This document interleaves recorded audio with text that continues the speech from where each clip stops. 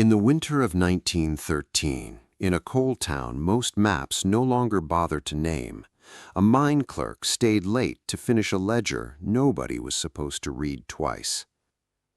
His name was Elias Vane, not a foreman, not an owner, not a man with power, just a quiet records clerk with cold hands, neat handwriting, and the kind of job people stop seeing after a few weeks.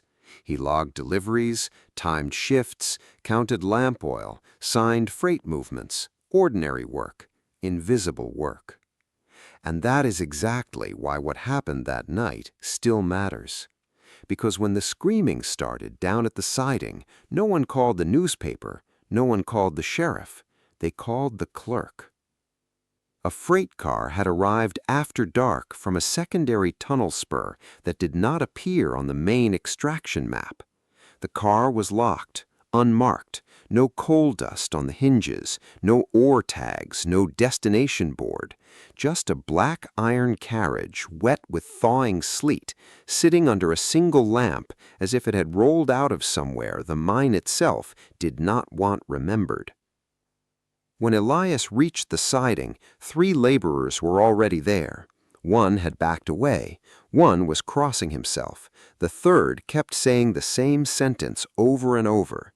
It is not timber, not timber, not timber. The foreman ordered Elias to open his book and write down the transfer. But then the seal was broken, and whatever was inside changed the room between one heartbeat and the next. Because lying in that freight car wrapped in tarred canvas and straw were not timbers, not equipment, not blasting pipes, and not animal carcasses from some cave collapse. They were bones, human-shaped, oversized, carefully packed. A rib cage too broad for a normal man, finger bones long as chisels, a jaw bound in cloth. A skull so large, one witness later claimed the eye sockets looked less like those of a person and more like windows cut into stone. Officially, of course, none of this happened. No state notice survives, no museum accession record, no coroner's filing, no university transfer entry. The rail manifests from that week show nothing unusual. Later summaries list only routine freight movement and timber support loads. The story disappears almost as soon as it begins. So why did Elias Vane write a second set of notes in the margins of his ledger? Why did 2 pages from that book later go missing? Why did one shipment number appear once in ink, then again months later in a different hand with no description attached? And why, years after the mine closed, did an old boarding house keeper claim the clerk woke in the night whispering the same words to himself? They packed them like evidence. This is where the official record gives you one version: cave-in, structural debris, misfiled cargo, local folklore, men drinking after shift, a town inventing monsters to make meaning out of darkness. But hidden inside scattered testimony, family retellings, disputed notes, freight anomalies, and one impossible description, another version waits beneath it. A version in which the mine did not simply uncover coal, it opened something older, something buried before the town existed, something large enough that once seen, it had to be moved in secret. And if the last mine clerk really did log giant remains in a locked freight car, then the strangest part is not what was found, it is what happened next. Because the bones did not stay there, the witnesses did not stay consistent, and the ledger did not stay whole. To understand why Elias matters, you have to understand what a mine clerk really was in that era. He was the human hinge between chaos and memory. Miners descended, foremen shouted, rail crews loaded, surveyors marked, but the clerk wrote. And when a town is built on extraction, writing becomes power. Not loud power, quiet power. Power that decides what officially entered a shaft, what officially came out, and what never existed at all. Elias Vane had that role at Black Hollow Colliery, a deep operation cut into older rock beneath a region already riddled with abandoned shafts, colonial sinkings, and rumored pre-industrial tunnels nobody could date with confidence. Local families spoke of lower workings that were older than the company maps. Children dared each other to find bricked arches in the hillside. Men who blasted too deep said the rock changed color down there and the air changed smell. Most laughed it off. Until December of 1913. According to later testimony attributed to a lamp tender named Joseph Mercer, the discovery began with a collapse that should not have happened. A charge was placed in a seam expected to open into standard sediment. Instead, the blast punched through a fitted stone face, not bedrock, not natural wall, a worked surface. Blocks, curved overhead, suitless, dry. The crew thought they had found an old chamber. Then they saw niches in the wall. Then they saw what looked like carved platforms. Then one man held up his lamp and realized the floor beneath the dust was not rough mine ground at all. It was level, deliberate, paved. That alone would have been enough to bring management down in a hurry. A hidden chamber beneath a productive shaft meant delays, inspectors, questions, maybe even legal claims. But the workers did not retreat because of the architecture. They retreated because of what lay beyond it. Mercer's version says there were 3 forms visible at first, half collapsed under debris, each too large to be explained by perspective.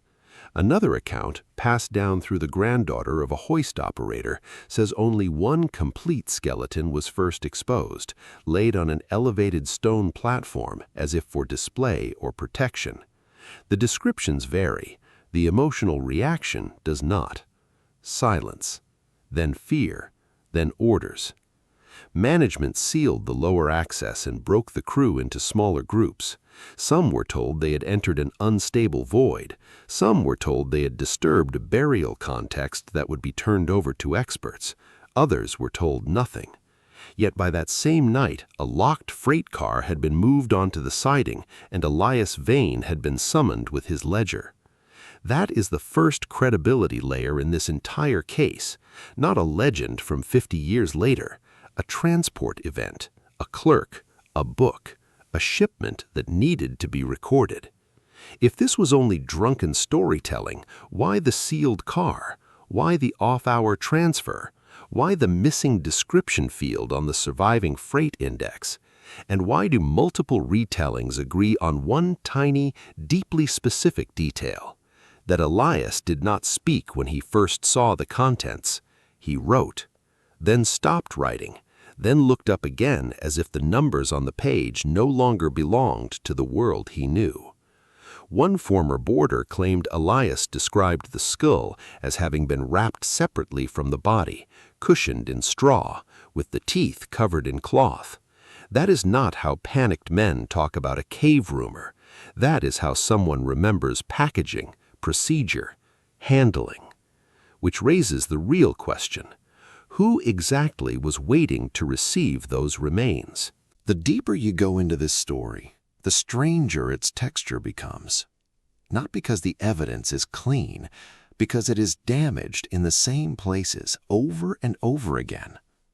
There was, reportedly, an internal incident book kept for irregular events at Black Hollow: fire, injury, equipment failure, unauthorized blasting. If giant remains were discovered, that would be where you would expect a trace. But the incident book for the winter spanning late 1913 into early 1914 is missing entirely. Not burned in a public archive fire, not cataloged and lost by accident, simply absent. The years before it survive, the years after it survive, that one stretch does not. Then there is the freight ledger itself. A local historian who claimed to have seen fragments before the mine office contents were dispersed described one entry line that carried an outbound shipment number, weight notation, and the initials EV in dark ink. But the cargo field, where a material description should have appeared, had been scraped or overwritten. not crossed out in a hurry, worked over, corrected, smoothed into ambiguity. Why erase the item and leave the shipment? Why preserve movement but hide substance? Then came the journal story.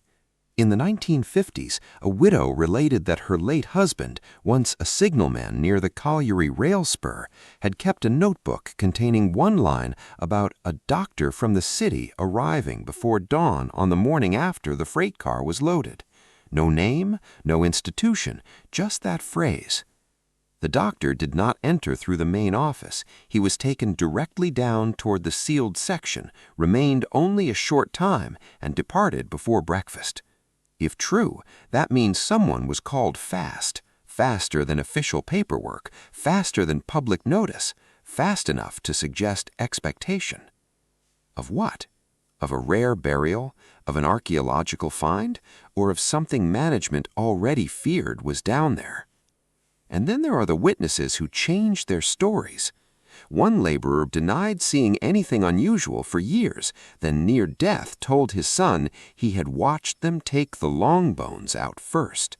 Another insisted the cargo was only blasting debris, yet separately warned his daughter never to trust the patched wall in the lower east drift, because that place was older than the mine and angry when opened.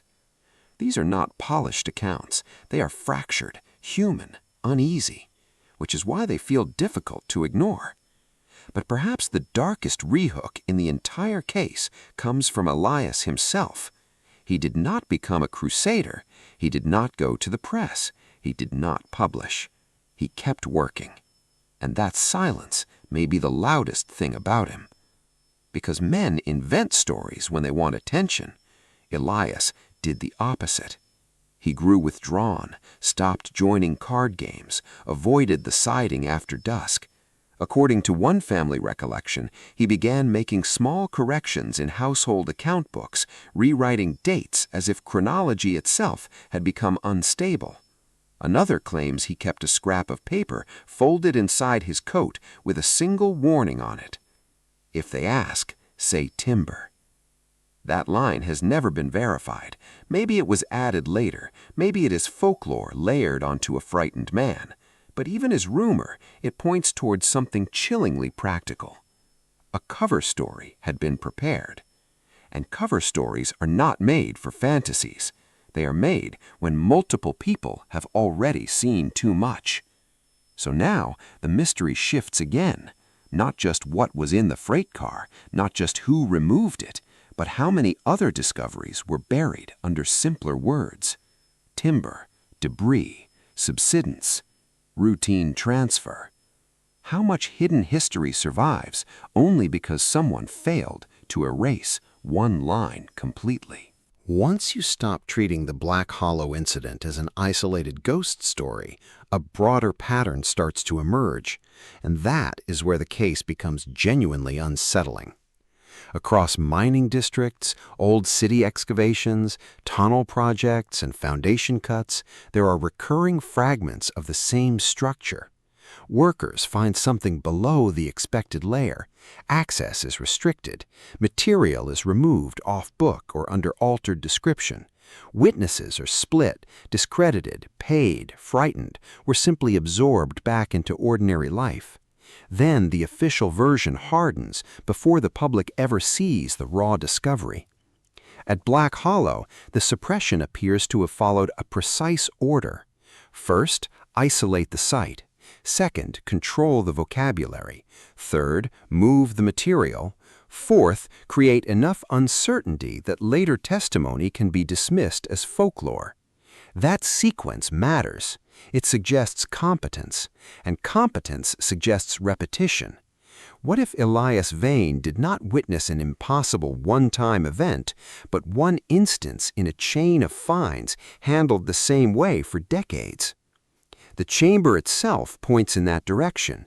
Reports of fitted stone below industrial strata, lower corridors not shown on updated maps, bricked access points, and sudden reclassification of unsafe sections all imply that what was discovered was not just biological remains, it was context, architecture, placement, intention. That is what makes giant bone stories so easy to mock and so dangerous to ignore. The bones alone can be ridiculed, but bones inside a built chamber beneath later geology create a different problem, a historical problem, a timeline problem, a civilization problem. Because now you are no longer asking whether unusually large remains were found. You are asking who built the place where they were laid, why it was sealed, and how such a site ended up buried beneath a modern extraction economy without entering common history. The official world has a familiar answer for this kind of tension: confusion, misidentification, natural formation, tall tales, men under stress, poor documentation, innocent archival loss. Sometimes those explanations are true, but sometimes they're used like fresh paint over a door no one wants reopened. And Black Hollow may be exactly that kind of door. Consider the locked freight car again. If the remains were fraudulent, there would be no need for discipline. If they were merely human, there would be procedures. If they were prehistoric animals, the find would have commercial and scientific value. But if they threatened an accepted story about who was here, how deep memory goes, and what earlier people may have encountered or built, secrecy becomes far more understandable. Suddenly, the missing pages make sense. The overwritten cargo field makes sense. The rapid transfer makes sense. Even Elias's silence makes sense, because the most effective suppression is not dramatic, it is administrative. No bonfire of records, just corrected ledgers, reassigned meanings, closed shafts, a few deaths, a few retirements, a few old voices saying near the end that there was more below than the maps admitted. And here is the twist that pulls the whole story tighter. Some local topographic revisions made after the mine's closure show subtle omissions around the lower rail spur and service approach. Nothing loud, just absences, a path that should continue but stops, a siding once labeled but later generalized. These are the kinds of edits ordinary people never notice. Clerks notice them. Which means Elias may not have been the only one keeping score. He may simply have been the last one whose name survived. If Elias logged giant remains, then Black Hollow was never just a mining accident with folklore growing around it. It was a collision between two versions of the past. The first version is the one people are given: clean periods, clean timelines, civilizations rising in orderly sequence, empty ground waiting for modern discovery, history arranged like labeled shelves. The second version is messier: older layers beneath accepted layers, structures below structures, names erased by newer names, human memory cut off from human ground, witnesses carrying fragments of a buried world that official language cannot comfortably house. That is why this story grips people so hard. Not because it promises a monster, because it suggests amnesia, a deliberate one. Imagine the implication if the chamber was real, the remains were real, and the site belonged to a forgotten architectural layer below the documented industrial landscape. That means miners in 1913 did not simply uncover bones, they pierced a sealed chapter, a chapter old enough to be mistaken for geology, important enough to be hidden once discovered, disturbing enough that the remains were shipped away under guard rather than displayed, studied publicly, or even spoken of plainly. And then think about Elias, a minor clerk with no power, standing between raw discovery and official record. He is the perfect witness for hidden history, because he was never meant to become one.